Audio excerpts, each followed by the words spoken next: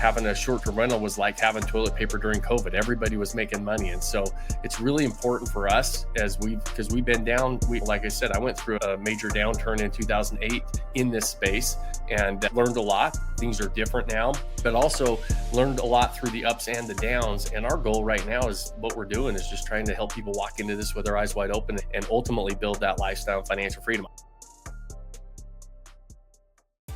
Welcome to the STR Home Financing Podcast, where we believe a legacy is something you build, not just something you leave behind. And now, here's your host, Jeff Chisum.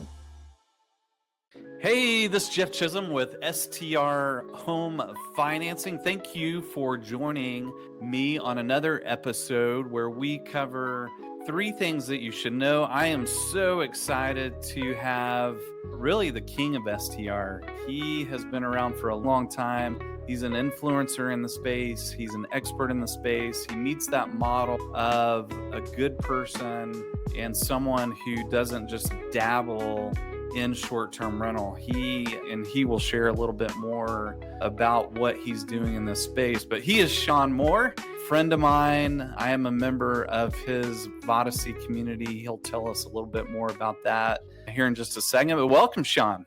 Jeff, thanks for having me, my man. It's always a pleasure to have conversations with you, my friend. I appreciate you joining me. I know you're super, super busy. So we're going to keep to the format that we've had for a while, which is a micro podcast. We try to go 10 minutes or less. But if you've got gold, man, we'll extend it. But we'll try to stay around that 10 minutes. So we'll jump into it with 3 questions to start with. Who you are, what makes you a human, family, where you live, whatever you want to share there. What you've done in the space, what's your background related to STR short-term rental, and what are you doing? What are you excited about? Kind of what are your plans for the future in the STR communities? Yeah, go for it, Shawn. Yeah, so I feel like I've been around the block a few times, got a few more gray hairs than I like to admit, but I'm first and foremost a husband and a father, and that's what really keeps me going. I've been my wife Teresa, and I've got twins that are 12 now that we're right in the middle of. It feels like a whole bunch of stuff with them, and that's really what I identify with as much as possible now, is just a husband, father, and then ultimately trying to live our best life doing that stuff. And so when it comes to the short-term rental game, we've been around the block a few times. Like you said, we got into short-term rentals way before it was as popular as it is now. I bought my first short-term rental back in 2006. So even before this was like Craigslist, posting them on Craigslist and stuff rather than Airbnb and Vrbo and all the great tools we have today. And we were fortunate enough to build a portfolio for ourselves, for our family, and have been blessed enough to be lifestyle financial freedom for over a decade now and building that with our portfolio. And then we started getting into helping people do this and helping people build lifestyle and financial freedom. And that's what we do today. So we're not only still active building our portfolio. You and we're working on the next acquisition right now. You're helping me get it financed. And so we're going through that process. So we're always in the game building and adding to our portfolio, but we have a lot of fun really helping other people get into this game now as well. And our goal is to help people walk into this with their eyes wide open. As the short-term rental space has gotten very popular the last couple of years. And I always tell people we're in that transition. We're shifting around. The market's shifting around a little bit. Things are changing and going back to more normal markets, what we would normally see. I tell people the last 2 or 3, 4 years, having a short-term rental was like having toilet paper during COVID. Everybody was making money. And so it's really important for us because we've been down. Like I said, I went through a major downturn in 2008 in this space and learned a lot. Things are different now, but also learned a lot through the ups and the downs. And our goal right now is what we're doing is just trying to help people walk into this with their eyes wide open and ultimately build that lifestyle and financial freedom. I think it's a phenomenal tool. It's not for everybody. There's pros and cons, just like everything else, but we think it's a really powerful tool for average Americans to be able to really build lifestyle and financial freedom with this vehicle. Yeah, absolutely. I'm a big believer. So tell us a little bit about the community that you've started, Vodyssey. I joined before I became a resource for the financing piece of it, and it really helped me as I bought my short-term rental properties from the educational system to the community. Yeah, tell the audience a little bit about Vodyssey. Yeah, Vodyssey is really a coaching, a mentorship program, really a mastermind community of investors that are wanting to get into the ownership model of Airbnbs and short-term rentals. And so where they can go in and buy these, build a portfolio, own these properties, that you're our number one preferred lender in our space. And you've worked with a lot of those members who are getting the financing lined up. But we really want to focus on and let people understand and help them understand that there's really three major phases. A lot of us focus on that acquisition phase, but then there's that setup phase where you've got to be able to deliver a unique experience. And then ultimately your marketing phase, which is being able to stand out in these crowded marketplaces. And so at Vodyssey, we help them really dive in and understand all three major phases to really succeed and maximize their portfolio for the long term. Yeah, no, that's great. I can attest, and many others can as well, that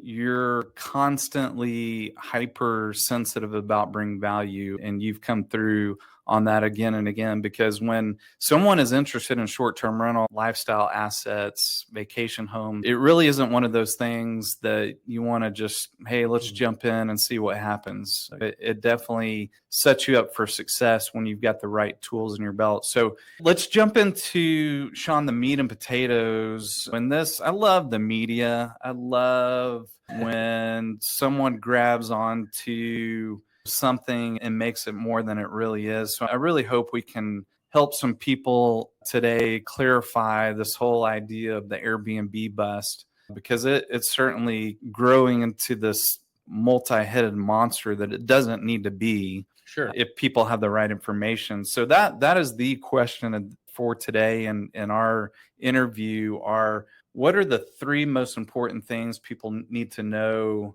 when they're navigating the Airbnb bust noise that's out there right now? Yeah, I think it really comes down to identifying when you hear about all this stuff. Like most of us, we realize that the news is just entertainment at this stage in the game, right? There's not a lot of the news. They're there to sell ad space and they're looking for eyeballs. And unfortunately, bad news sells. And so that's what we hear a lot. And even though most of us know that, we still pay attention to it for some reason. We still pay attention to everything that's out there.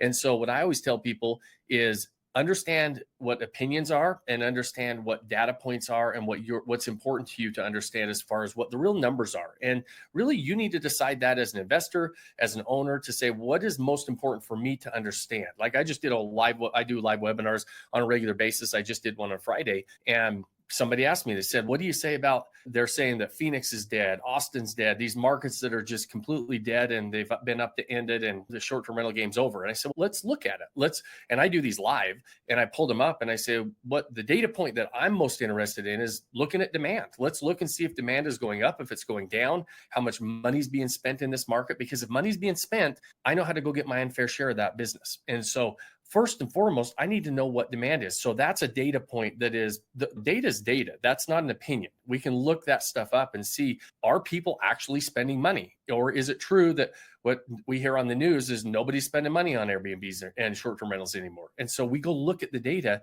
and I pulled these markets up, and sure enough, and we do this all the time live, is those markets, there's more money being spent than there was the last 12 months and then the last 24 months and the last 36 months. We look at trailing 36 months and we see this upward trajectory of dollars being spent. And on this live webinar, we had 300 or 400 people on, and there was 24 markets that people are throwing me out and saying, I'm like, try to stump me, try to tell me a market that you think is bad. And I'm not saying I'm going to overcome the data, but I said, it's really hard to find a market that is not showing more demand, because the demand is there and it's far exceeded the experts' predictions and everything that's been going on. And our job as investors is to look at the data, understand what's important, and then being able to go say, okay, how can I go get my unfair share of that business? And so when it comes to the Airbnb bust, right, that's a really fancy, fun term that a lot of the media is latched onto, because you're going to read it. If you're in this short-term rental game, we're going to click on that headline, right? And so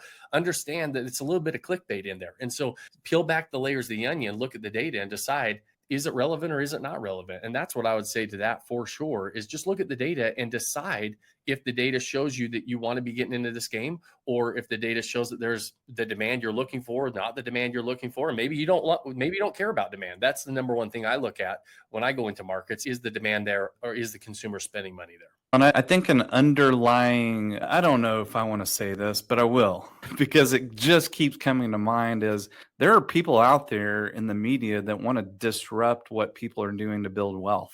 And they want to grab headlines, they want to attack. And there's definitely journalists out there that are going to attack people that are trying to build wealth.